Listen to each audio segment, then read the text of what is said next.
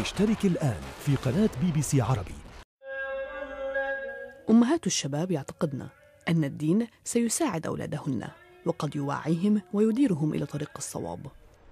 إحدى الأمهات في لندن كانت فرحة بعد أن اعتنق ابنها الإسلام. أنا أم معيلة وهو ابني الوحيد، وتربطنا علاقة وطيدة. كان مسيحيا وقرر أن يعتنق الإسلام، وذلك قدم له توجيها أخلاقيا. لم يقل لي إنه سيذهب إلى سوريا، وأخبرني بعد ذهابه لأنه يعرف أنني كنت سأمنعه. اعتقد أنه سيذهب إلى هناك لمساعدتهم.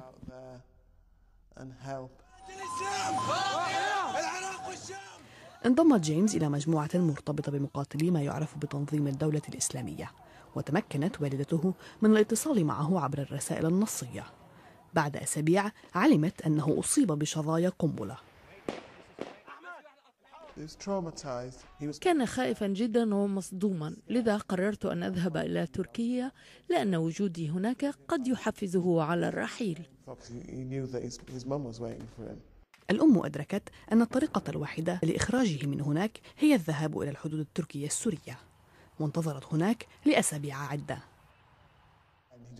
فجأة جاء إلي وارتحت عند رؤيته.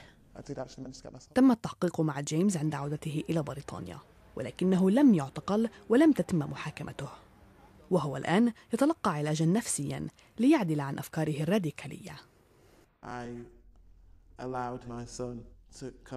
سمحت لابني أن يعود إلى هنا وقابلته بحب.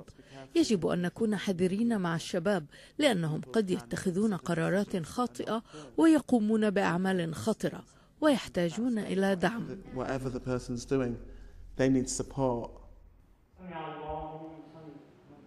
هي تعتقد أن الدعم غير موجود للشباب المسلمين في بريطانيا، والذين يذهبون للقتال والجهاد ويندمون على ذلك لاحقا.